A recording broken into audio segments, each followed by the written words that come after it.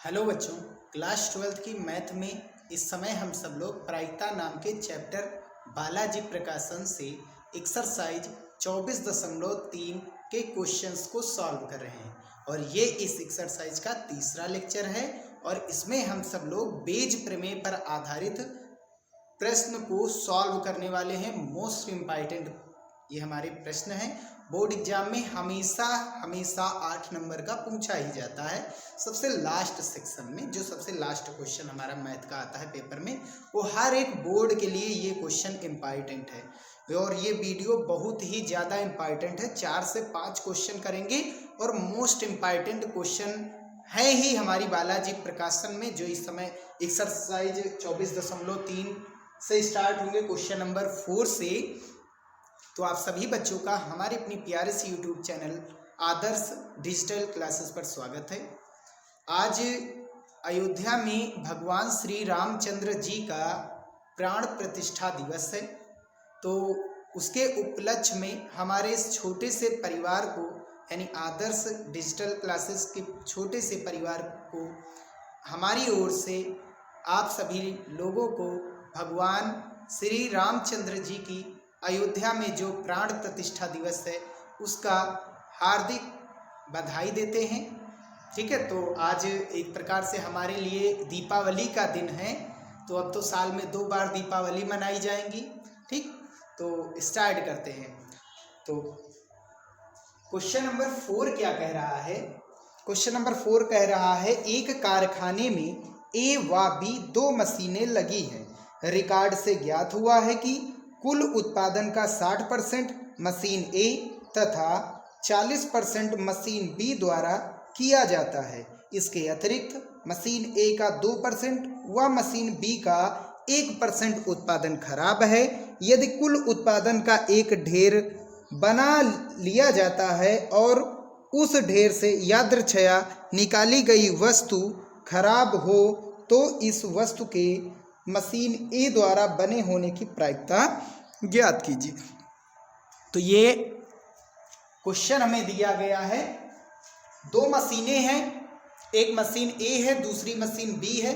Machine ए जो है वो उत्पादन, कोई एक उत्पादन 100% है, उत्पादित करना हमें किसी भी वस्तु को, मान लीजिए कीले की फैक्ट्री, लोहे की फैक्ट्री, उसमें कीले का उत्पादन करना है। मशीन 2 लगी ए और बी।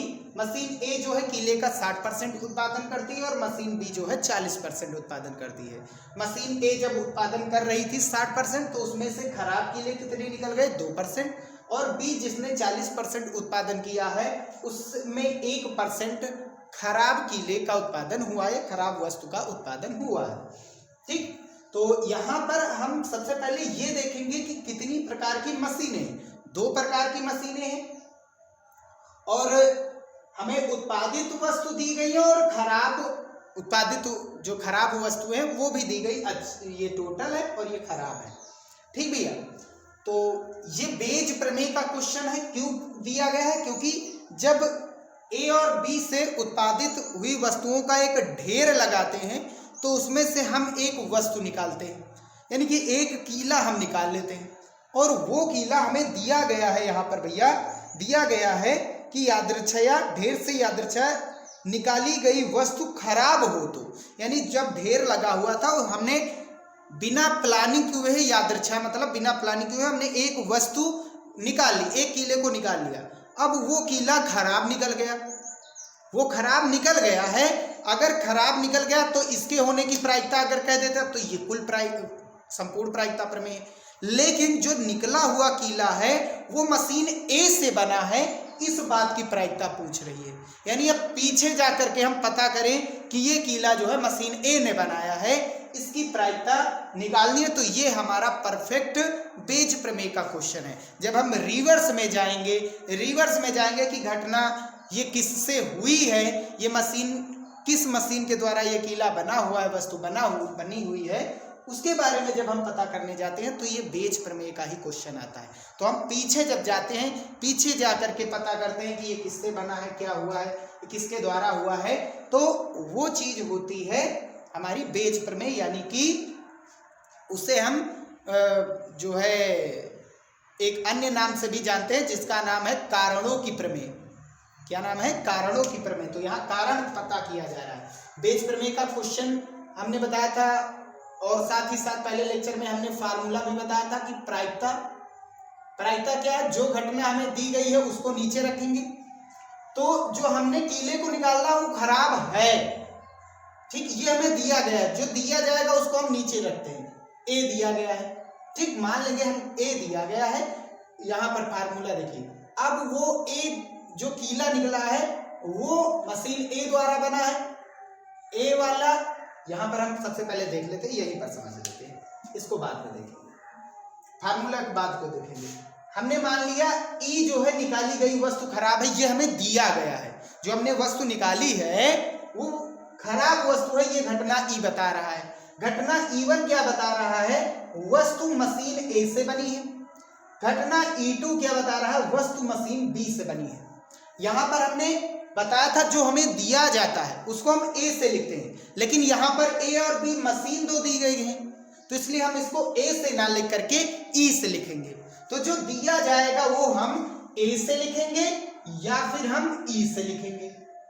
E1 और E2 किसको लिखनी है, जिसकी हमें प्रायिकता निकालनी है, जिस बात की हमें प्रायिकता निकालनी है हम उसको E1 E2 मानेंगे।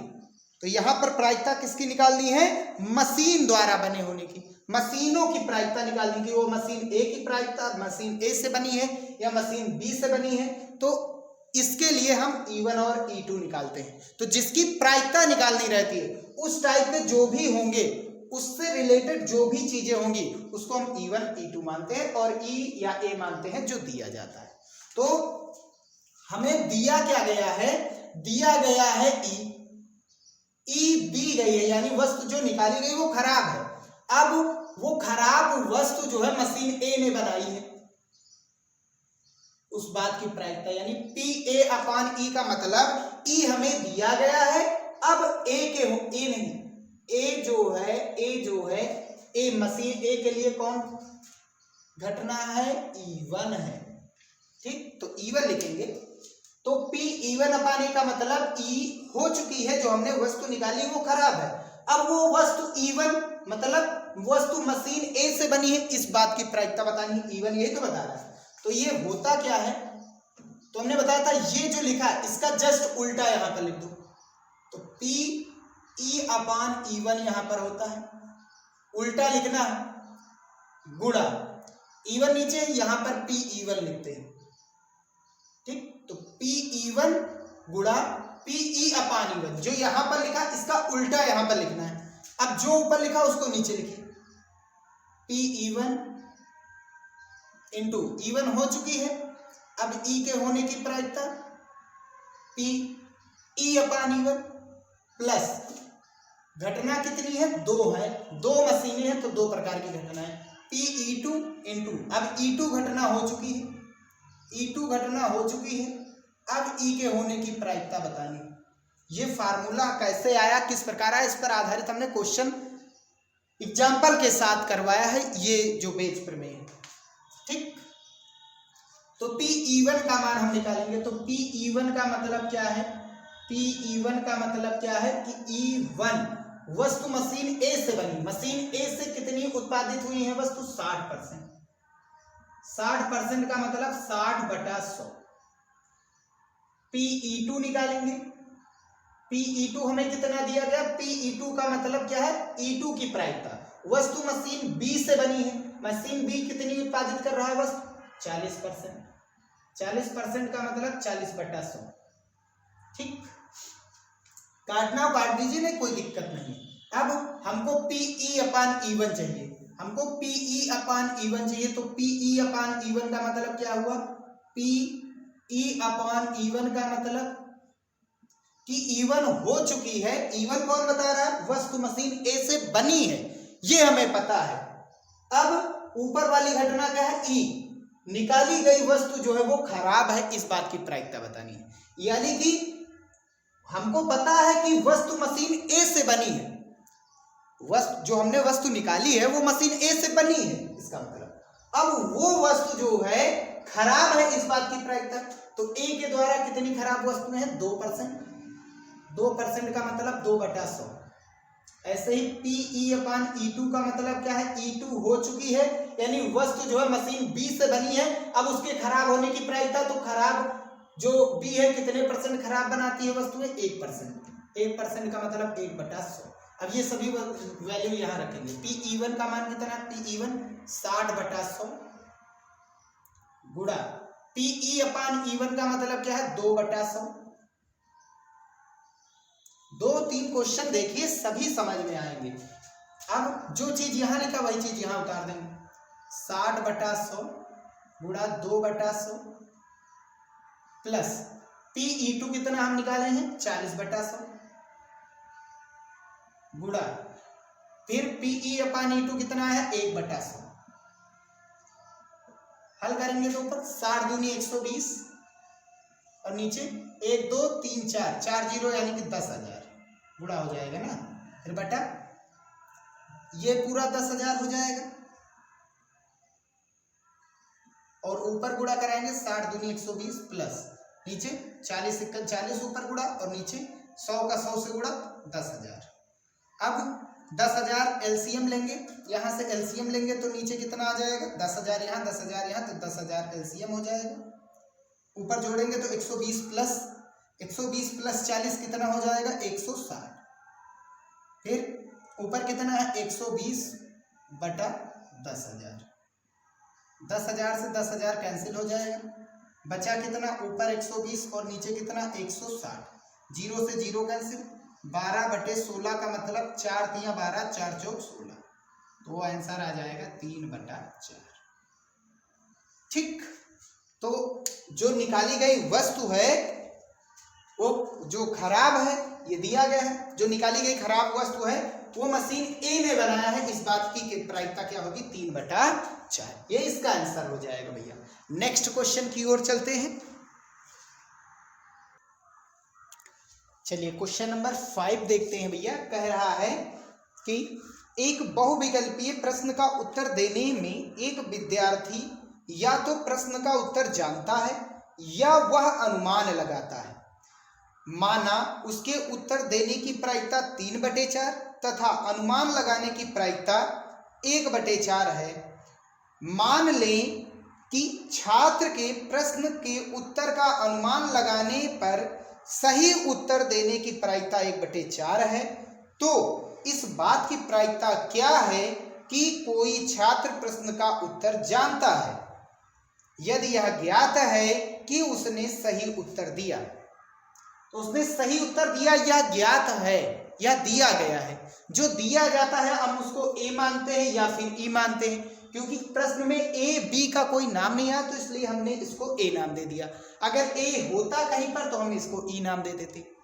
तो हमें ये दिया गया है कि छात्र ने सही उत्तर दिया है, ये चीज हमें दिया गया है। अब हमको निकालना क्या है, अब हमको निकालना है इस बात की प्रायिकता क्या है कि छात्र प्रश्न का उत्तर जानता था। ठीक, तो अगर कोई एग्जाम आए, 100 क्वेश्चन का एक कोई एग्जाम हुआ है बहुविकल्पीय प्रश्न का, और ठीक है, तो उसमें 2 ही चीजें होंगी, या तो फिर हम किसी भी प्रश्न का उत्तर जानेंगे या तो फिर हम आंसर नहीं जानेंगे। आंसर नहीं जानते होंगे तो अनुमान लगा करके यानी कि तुक्का लगा करके हम उसको भर देंगे। तो एक कोई 100 प्रश्नों का कोई बहुविकल्पीय प्रश्न दिया गया है, कोई एग्जाम है, जिसमें से कोई एक छात्र जो है वो 3/4 जो है उत्तर जानता है, उस प्रश्न का 3/4 भाग उत्तर जानता है। 3/4 भाग का मतलब हुआ 4 में 3 भाग यानी 75%। तो 100 में 75 क्वेश्चन का वो आंसर जानता था, 25 का नहीं जानता था। अब वो 25 पर वो तुक्का लगाएगा, 25 प्रश्नों पर वो क्या लगाएगा, तुक्का। अब तुक्का लगाता उन 25 प्रश्नों में, उन 25 प्रश्नों में उसके सही प्रश्न 1/4 हो जाते हैं। ये भी दिया गया है जो तुक्का लगाने की प्रायिकता वो 1/4 मतलब 25% भाग पर वो तुक्का लगाता है। और ये भी दिया गया है तुक्के लगाए गए प्रश्न में जो अनुमान लगाने पर सही उत्तर देने की प्रायिकता, अनुमान लगा करके जिसमें उत्तर दिया गया उसमें सही होने की, उन 25 क्वेश्चन के सही होने की जो प्रायिकता है वो 1/4 दी गई है। ठीक, तो यहाँ दो चीजें हमें दी गई हैं। छात्र उत्तर जानता है तब उसकी प्रायिकता क्या होगी, छात्र अनुमान लगाता है तब उस बात की प्रायिकता क्या है, यह हमें दिया गया है। तो छात्र उत्तर जानता है, इसकी प्रायिकता कितनी दी गई है, 3/4। अनुमान लगा करके आंसर बताता है, उसकी प्रायिकता कितनी, 1/4। अब छात्र उत्तर जानता है तब उस उत्तर के सही होने की प्रायिकता क्या होगी भाई, उस प्रश्न के सही होने की प्रायिकता, क्योंकि जब वो छात्र उत्तर जानता है, उन 75 प्रश्नों का उत्तर जानता है, तो वो 75 के 75 भी क्या होंगे, सही होंगे ना। तो इस बात की प्रायिकता क्या होगी, 1। तो सही उत्तर होने की प्रायिकता, छात्र उत्तर जानता है अब उसके सही होने की प्रायिकता तो वो तो 1 होगी ना, वो तो पूरी 100% होगी, 100/100 यानी कि पूरा टोटल 1 बन जाएगा। अब अनुमान लगाता है कितने प्रश्नों पर, 1/4 प्रश्नों पर।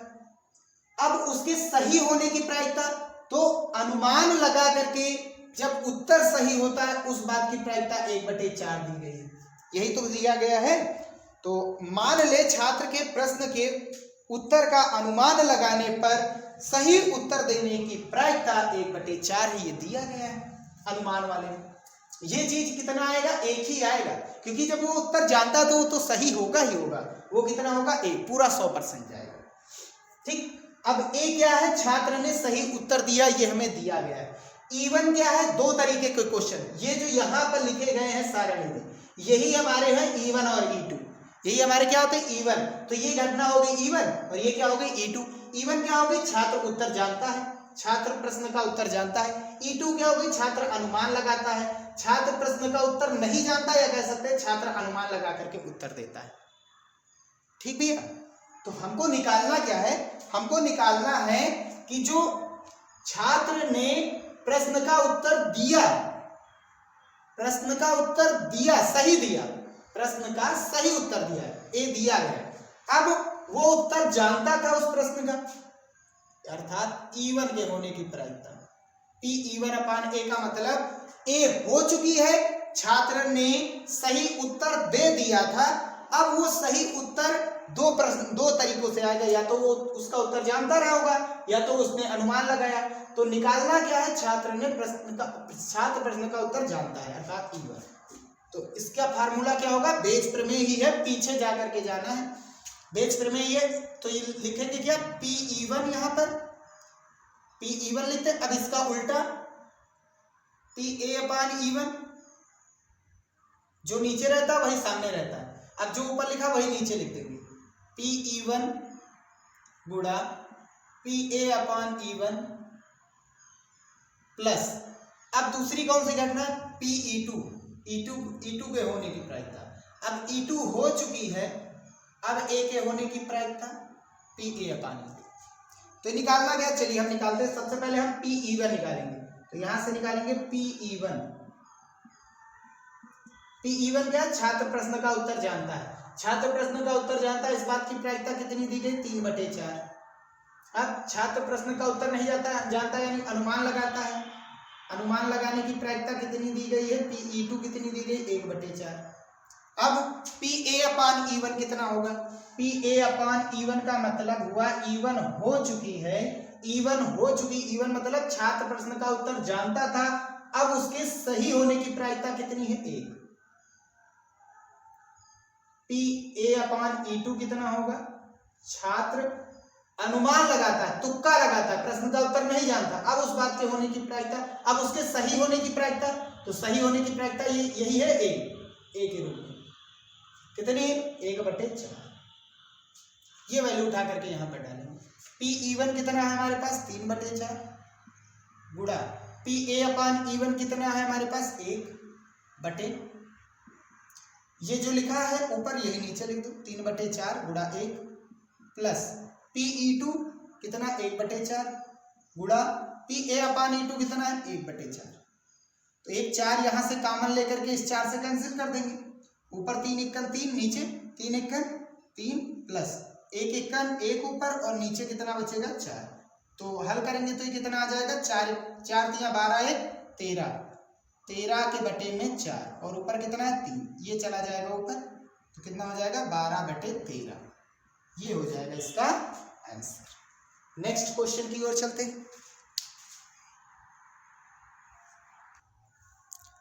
चलिए हम क्वेश्चन नंबर 6 की ओर चलते हैं। कह रहा है कि एक कंपनी 2 संयंत्रों में साइकिल का निर्माण करती है, यानी 2 चक्रों में साइकिल का निर्माण करती है।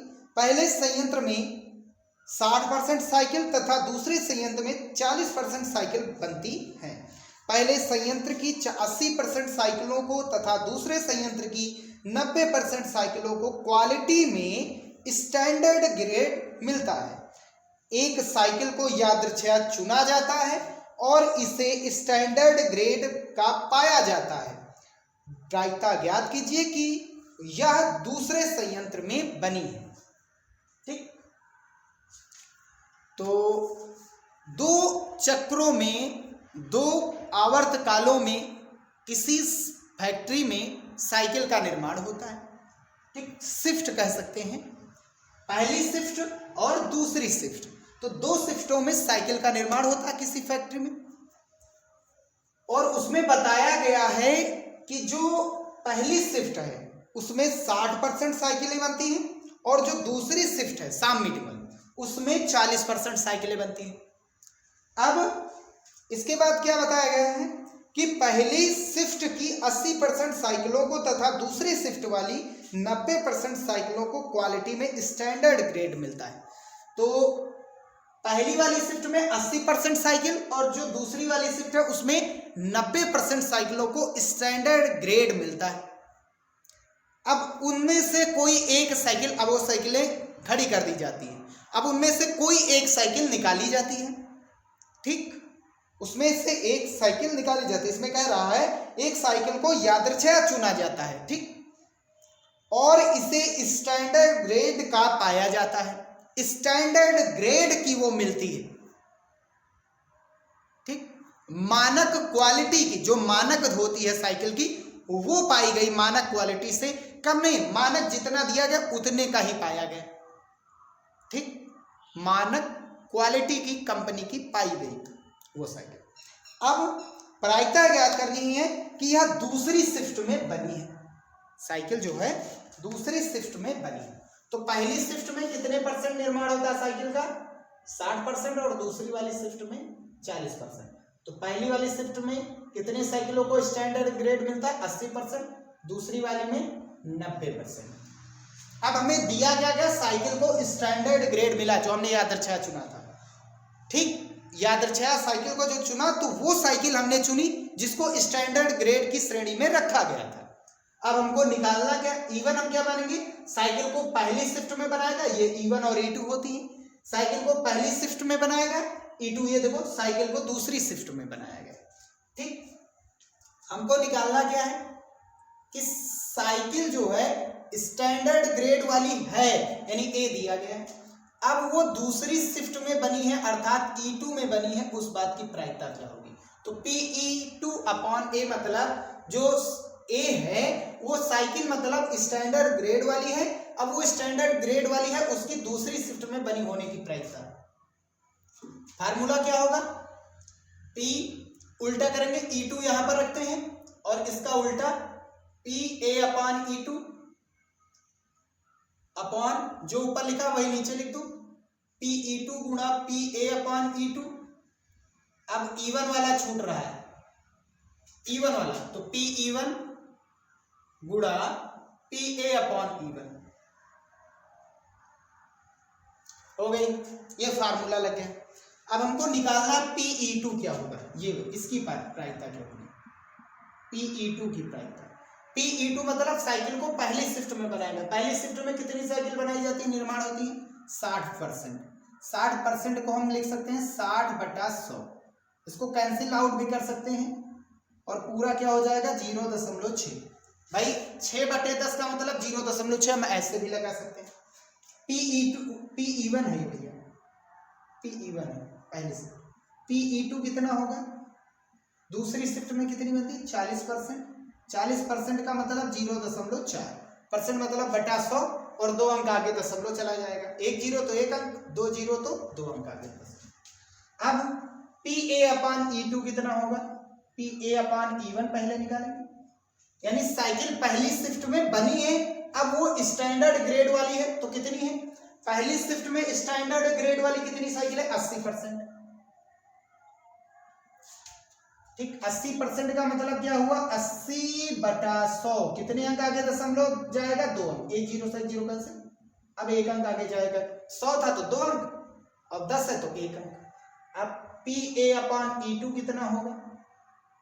यानी साइकिल दूसरी शिफ्ट में बनी है, अब वो स्टैंडर्ड ग्रेड वाली है तो वो 90%। कितनी है? 90%। उसकी प्राइस 90% का मतलब क्या हुआ? 0.9। अब यही वैल्यू यहाँ पर डाल देते हैं।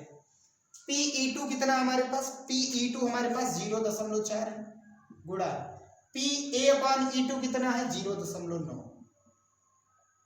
जो ऊपर है वही नीचे लिखो, 0.4 गुणा 0.9। आप इसको ऐसे भी रख सकते हैं, वैल्यू दशमलव में ना ला करके ऐसे भी डाल दीजिए।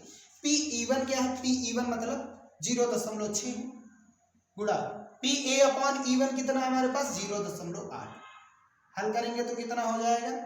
ऊपर 4 9 36, 1 2 2 अंक आगे दशमलव, नीचे 4 9 36, 2 अंक आगे दशमलव, प्लस 8 6 48, 2 अंक आगे दशमलव। हल करेंगे तो ऊपर 0.36 और नीचे 6 और 8, 8 और 6 14 के 4, कितना कैरी आया? 1। 4 3 7, 1 जोड़ेंगे तो कितना हो गया? 8। 2 अंक आगे दशमलव, दशमलव के बाद 2 अंक, 2 अंक कैंसिल। 2 से काटेंगे कि 4 से? 4 से काट देंगे। 4 9 36 और 4 दूनी 8, 4 1 4।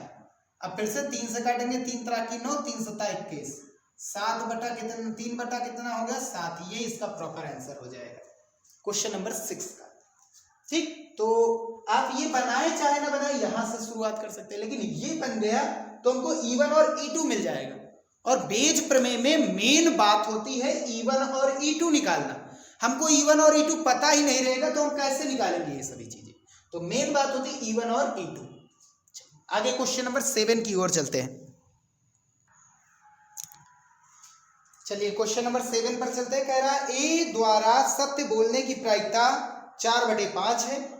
एक सिक्का उछाला जाता है तथा ए बताता है कि पट प्रदर्शित हुआ, यानी टेल प्रदर्शित हुआ। वास्तविक रूप में पट प्रकट होने की प्रायिकता ज्ञात कीजिए। वास्तविक रूप में यानी कि एकदम क्लियर है, पट प्रकट होने की प्रायिकता क्या होगी? ठीक, तो एक व्यक्ति है, ठीक, 2 लोग खेल खेल रहे हैं, या एक व्यक्ति अंपायरिंग समझ लो, एक कर रहा है, कोई व्यक्ति अंपायरिंग कर रहा है। अब अंपायर जो है वो बताया गया है 4/5। सत्य बोलने की प्रायिकता 4/5 है, यानी कि 5 डिसीजन में 4 डिसीजन को सत्य बताता है, एक क्या होता है वो गलत बताता है। तो ऐसा है, कोई हम खेल खेल रहे हैं, उसके लिए एक अंपायर होता है। अंपायर करता क्या है कि 5, अगर जो कोई ऐसे 5 आउट आए तो 5 आउट में 4 को आउट देता है, 1 को नहीं देता है। यानी कि 5 में से 4 में सत्य बोलता है, 1 में क्या बोलता है? असत्य, झूठ बोल देता है। ठीक, और एक सिक्का उछाला जाता है। अब अंपायर क्या बताता है? अंपायर बताता है कि टेल आया। ठीक, एक व्यक्ति बैठा हुआ है, वो बताता है, जब सिक्का उछाला गया एक व्यक्ति बैठा हुआ है वहां पर, वो बताता है कि टेल आया। उस व्यक्ति का नाम ए है। अब टेल आने की प्रायिकता क्या होगी? हमें दिया गया कि टेल आया, व्यक्ति ने बताया टेल आया, ये दिया गया है। अब वो टेल आएगा सिक्के पर, इस बात की प्रायिकता क्या होगी?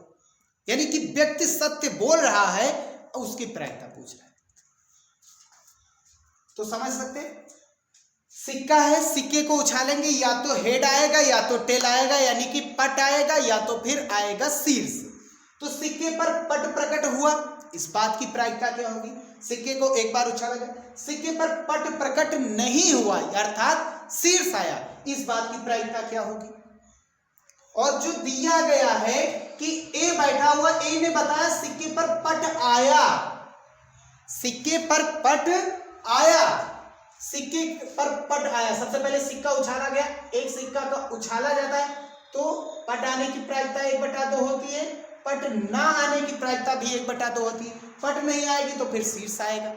ठीक है ना, 2 होते हैं, 2 पहलू होते हैं, यानी 2 परिणाम होते हैं टोटल। उनमें से पट कितनी बार आ सकता है? एक बार उछालेंगे, एक बार ही हेड आ सकता है, एक बार ही टेल आ सकता है। अब ए ने बताया सिक्के पर पट आया, ए ने बताया सिक्के पर पट आया, तो सिक्के पर पट प्रकट हुआ, यानी ए सिक्के पर पट प्रकट हुआ और ए ने भी बताया सिक्के पर पट आया, यानी दोनों सत्य हैं।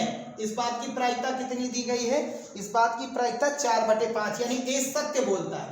ए क्या बोलता है? सत्य बोलता है। भाई सिक्के को उछालेंगे, हेड आएगा या तो टेल आएगा, और ए क्या बता रहा है? टेल आया है, और टेल आया होगा, इसका मतलब सिक्के पर अगर टेल आया होगा और ए ने भी बताया टेल आया है, तो इसका मतलब ये सत्य हो गया कि नहीं हो गया? ये सत्य हो गया कि नहीं हो गया?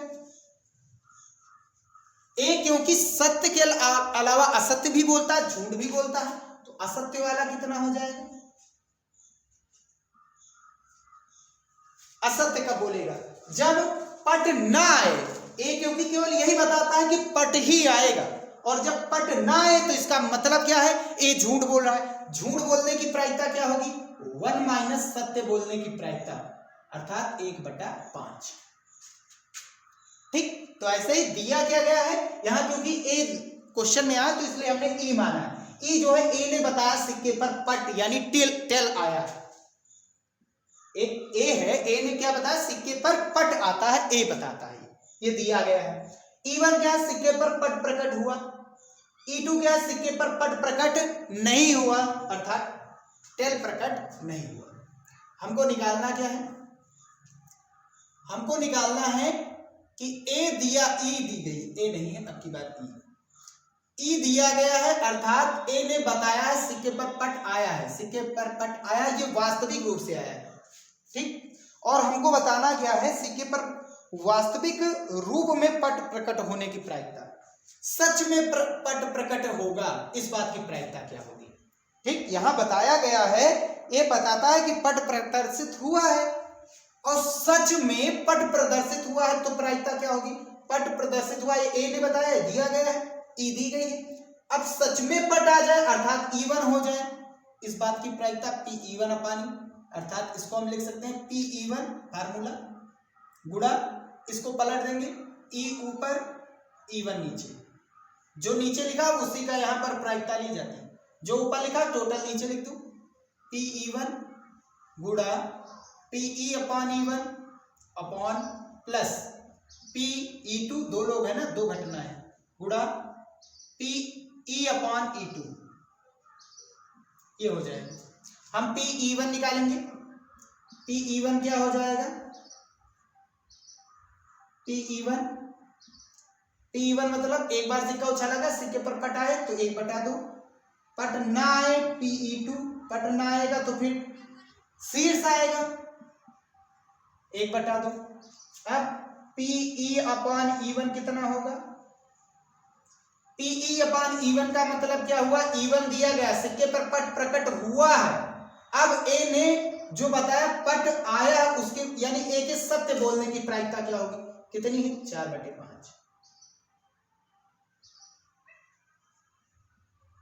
सिक्के पर पट प्रकट नहीं हुआ है, आपकी बार बताया गया है, पट प्रकट नहीं हुआ, यानी ए झूठ बोल रहा है, क्योंकि ए हर बार यही कहता है कि पट आया, पट आया, पट आया, और हम जानते हैं कि सिक्के पर पट नहीं आया, इसका मतलब ए क्या बोल रहा है? झूठ बोल रहा है, और ए के झूठ बोलने की प्रायिकता कितनी है? 1/5।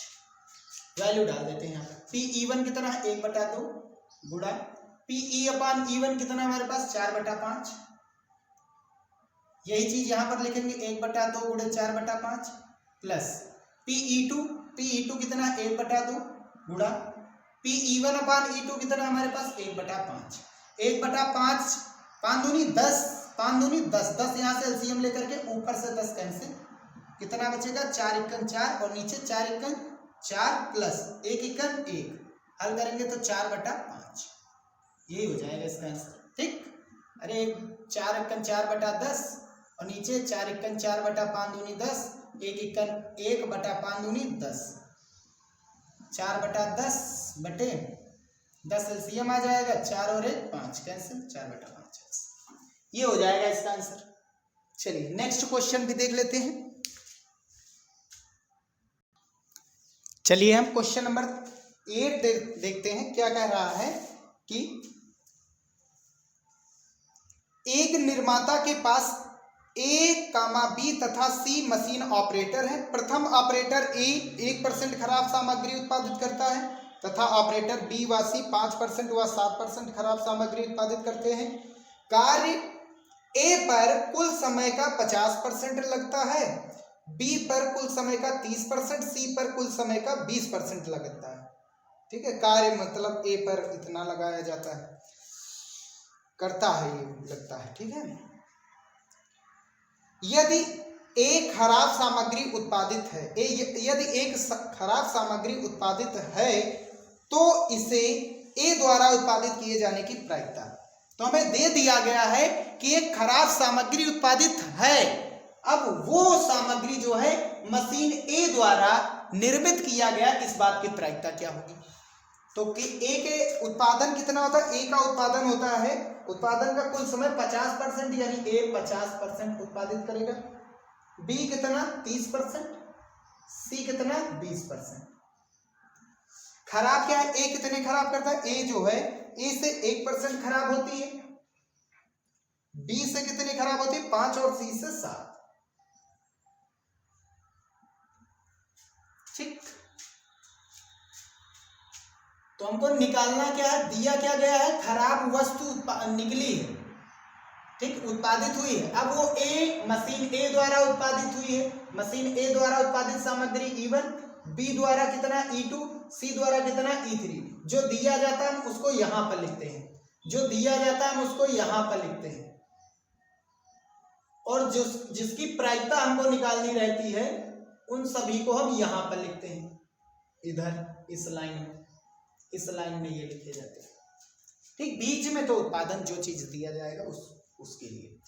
तो ए द्वारा उत्पादित सामग्री कितनी है, E1 बता रहा है, तो Pe1 अपॉन E का मतलब क्या है, Pe1 गुणा इसका उल्टा Pe upon E1 upon Pe1 गुणा Pe upon E1 plus Pe2 गुणा Pe upon E2 plus Pe3 गुणा Pe अपॉन E3। हल करते हैं, Pe1 कितना है हमारे पास, E1 कितना है 50% का मतलब 0.5, Pe2 कितना परसेंट है 30% का मतलब 0.3, Pe3 कितना है 20%, 0.2, 20% है ना, 20%। ठीक, अब Pe अपॉन E1 कितना होगा, E अपॉन E1 यानी E1 दे दिया गया है, ए द्वारा उत्पादित सामग्री है। अब उसके खराब होने की प्रायिकता, ए द्वारा खराब कितनी है 1%, 1% का मतलब 0.01, Pe अपॉन E2 का मतलब बी द्वारा कितने खराब हुए हैं 5% का मतलब 0.05, Pe अपॉन E3 का मतलब सी द्वारा कितनी खराब हुई है 7%, 7% का मतलब 0.07। हल करेंगे, Pe1 कितना हमारे पास 0.5, Pe अपॉन E1 कितना आया 0.01 बटे में, जो लिखा ऊपर वही नीचे 0.5 गुणा 0.01 प्लस Pe2 कितना है हमारे पास 0.3 गुणा Pe अपॉन E2 कितना है हमारे पास 0.05 प्लस Pe3 0.2%, 0.2% को तोड़ दिया है, और ये कितना 0.07। हल करेंगे तो कितना आएगा 0.5 एकम 5, 5 एकम 5, 1 2 3, 3 अंक आगे दशमलव, 1 2 3 अंक आगे दशमलव। ठीक है, 5 एकम 5, 3 अंक आगे दशमलव, तीनों पची 15, कितने 1 2 3, 3 अंक आगे दशमलव, एक जीरो लगा प्लस 7 दूनी 14, कितने अंक आगे दशमलव, 2 यहाँ पर दशमलव आगे है, 1 2 इधर 3 अंक आगे दशमलव, तो एक जीरो लगा करके 0.005 और बटे में जोड़ेंगे तो यहाँ पर देखो दशमलव बाद 3 अंक 3 अंक 3 अंक, 4 5 9 5 14 के 4 बचा कितना, 1 यहाँ पर जोड़ेंगे 2 2 और 1 3, यहाँ 0 3 हो जाएगा। अब 0 में 0 0 ऐड करेंगे तो 0 ही आएगा। दशमलव बाद 3 अंक, दशमलव बाद 3 अंक, कितना बचा ऊपर 5 और नीचे कितना बचा 34, 5/34 हो जाएगा। तो वो जो उत्पादित वस्तु है वो ए ऑपरेटर द्वारा निर्मित की गई है, इस बात के होने की प्रायिकता 5/34 है। कितना है 8 नंबर में 5/34, यही आंसर आ जाएगा इसका। यहीं पर हम वीडियो समाप्त करते हैं। जो लेक्चर नंबर 3 है यहीं पर समाप्त होता है। लेक्चर नंबर 4 में आगे के जो क्वेश्चन बचे हैं 9 10 और 11 इनको भी हम सॉल्व कर लेंगे। वीडियो यहीं पर समाप्त करते हैं। वीडियो पसंद आया हो तो उसे लाइक कीजिएगा, चैनल में नए आए हो तो सब्सक्राइब कीजिएगा। मिलते हैं नेक्स्ट वीडियो में।